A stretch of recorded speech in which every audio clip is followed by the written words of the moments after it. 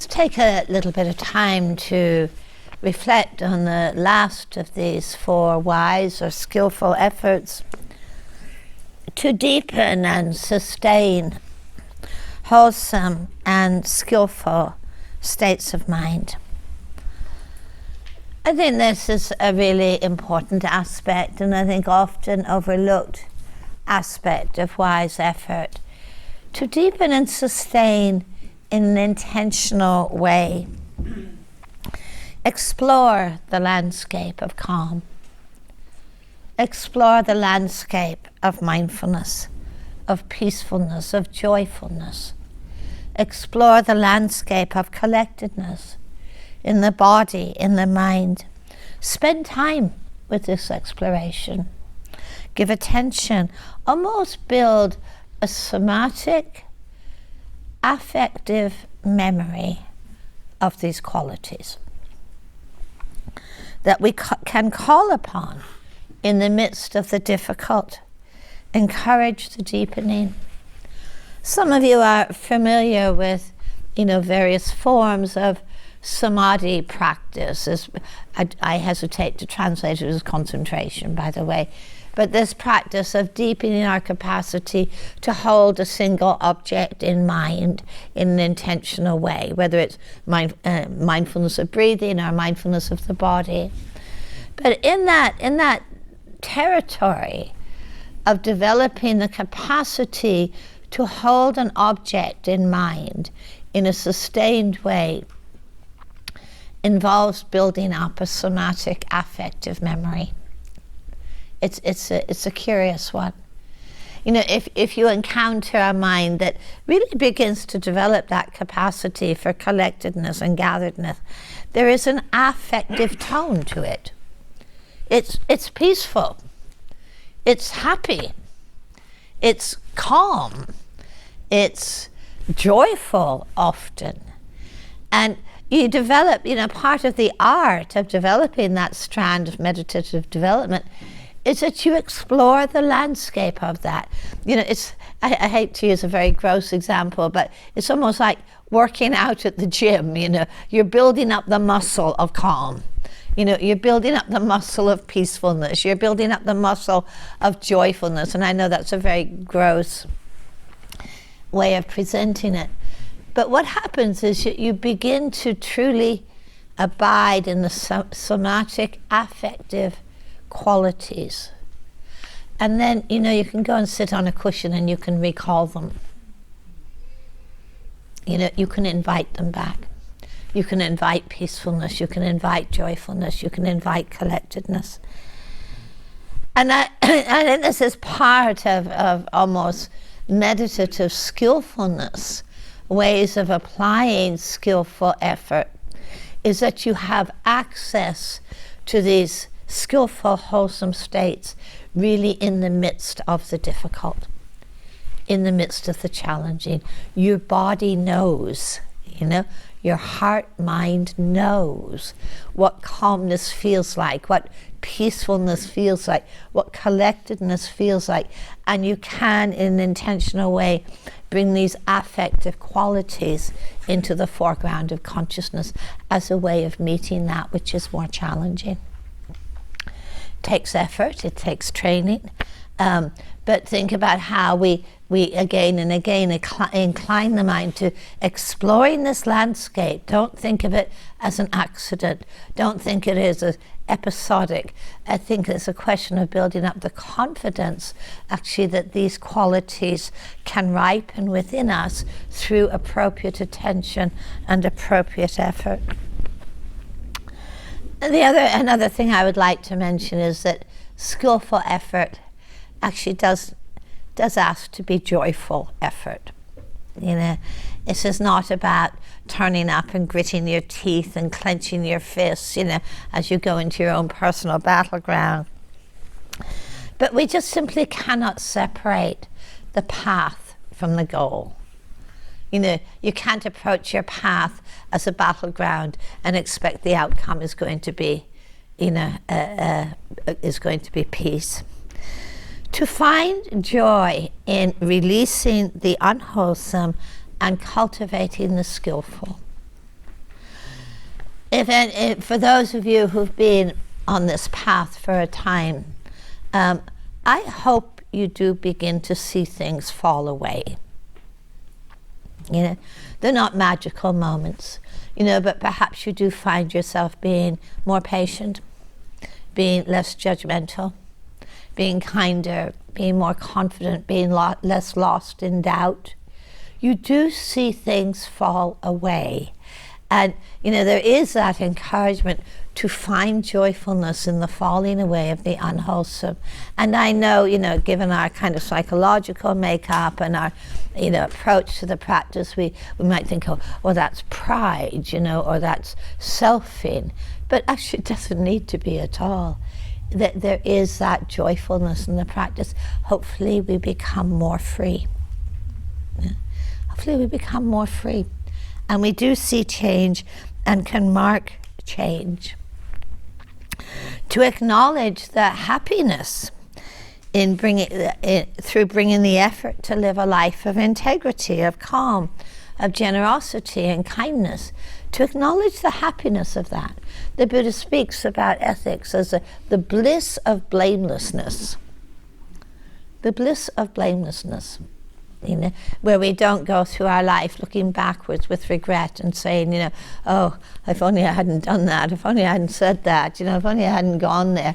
The bliss of living without residues, that is really born of bringing the effort to develop that intentionality around ethics in our life. To note the joyfulness of unbinding. To know the joyfulness of unbinding from things, you know, that suddenly patterns that you may have recognized through your life just don't grip you in the same way. Just don't grip you in the same way. To appreciate the greater sense of spaciousness that we find in our lives, to find joy in inhabiting the landscape of skillful views, where we're no longer arguing with impermanence, and we're no longer arguing with uncertainty. We're no longer arguing with the reality of our vulnerability. You know, to actually know the joyfulness of putting down those arguments. And we do, I think, begin to develop more and more deeply the confidence, and this is so important, this confidence, you know, confidence in ourselves and confidence in the path. We begin to have confidence at learning to cultivate and deepen these wholesome qualities of heart. They will have the effect of unbinding the mind from the habitual and the reactive. We need to know that, yes, how these patterns arise. We need to know that they are habits rooted in confusion, and we need to know the conditions for the falling away of the unskillful and the unwholesome. And that is in our hands. And that is what we begin to have confidence in. Then it's enough knowing. To know the conditions for something arising, to know the conditions for its falling away, both the wholesome and the unwholesome. Then that's almost enough knowing. Then we can turn our attention to the cultivation of the skillful, nurturing those seeds of potentiality that lie within us. Again, returning to that teaching that what we frequently think about and dwell upon, to this does the mind incline. That what we frequently think about and dwell upon becomes the shape of our mind, and the shape of our mind becomes the shape of our world. And I think of, you know, how important that teaching of the Buddha is, you know, to know this is a moment-to-moment exploration, that which we frequently think about and dwell upon, to this does the mind incline, both the skillful and the unskillful, you know, the wholesome and the wholesome.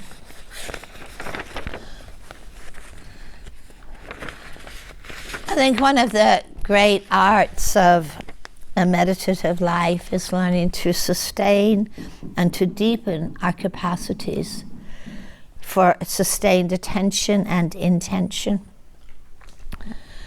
There is one of the greatest shifts that I see people make in this path is when they give greater authority to skillful intention than they give to their mood. This is one of the biggest shifts we can make, because we can live in a way in which our mood dictates everything.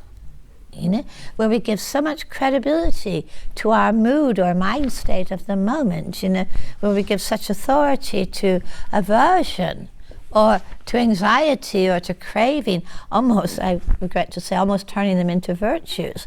But when we give unconsciously that kind of authority to mood, then that governs our speech, it governs our thinking, it governs our actions and our choices. Learning to give a greater authority to intention than to mood is a massive shift to make. And that's really a moment to moment, because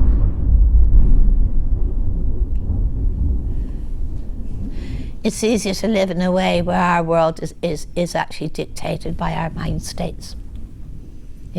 I feel good about something, I go for it. I feel bad about something, I resist it, I condemn it. And in that kind of being governed by mind states, these intentions of kindness and compassion and non-clinging are pretty much forgotten.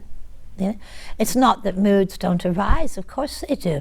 Emotions arise, mind states arise, lovely and unlovely, but we can see them as they are, In the teachings of mindfulness and the Satipatthana, the Buddha when contemplating the mind, the Buddha says, to know the mind affected by greed, to know the mind affected by generosity, to know the mind affected by ill will, to know the mind affected by kindness.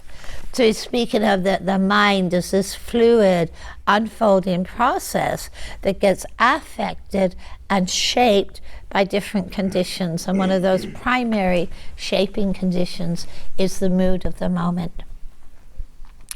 And very easy to endow those moods with authority. And I personally think that's questionable. I think often ethics is forgotten in that, see people, there's plenty of people who go through life kicking cars and lampposts and say, well, that's how I feel right now, so it must be okay, doing much worse things than kicking lampposts. It's not about what we feel, and the Buddha was so clear about this. It's not about being dismissive of how we feel, but putting how we feel in the context of ethics, in the context of skillful intentions, rather than endowing how we feel with this sort of unquestioned authenticity, that this is how I feel, so it's okay. Sometimes how we feel might actually not be okay. And I know this is very countercultural. I know people don't like to hear it, and they say, well, I'm not being authentic, Well, actually our world is filled with voices who think they're being authentic as they shout out their rage and their ill will and their hatred and think it's authentic. So it's okay. I think that there's something here about a sort of inner corrective where actually we see that skillful intention does heal, it does liberate, it does lead to the end of distress.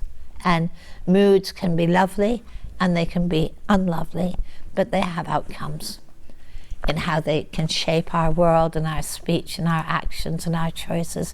And that shaping process, I think, is just so important to be aware of. Intention and attention arise and fall together, Where there's attention, intention arises with it. When intention falls away, attention falls away. When attention falls away, intention falls away.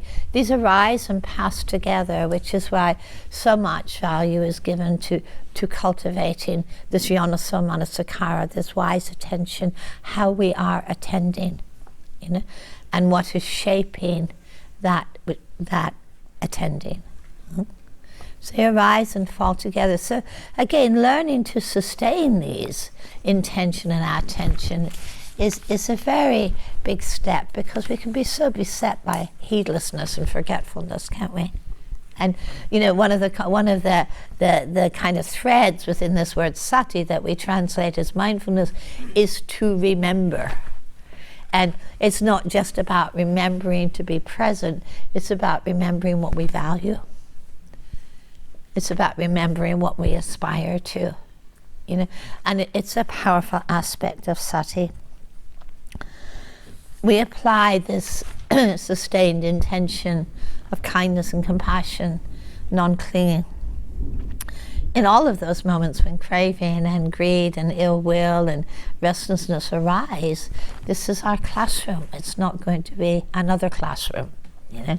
It's not going to be when all this disappears. And it takes effort. It takes effort. It takes aspiration. It takes dedication. But we all begin to taste the fruits of that effort in, you know, a greater peacefulness in our lives, a greater empathy, a greater easefulness, and a greater sense of freedom.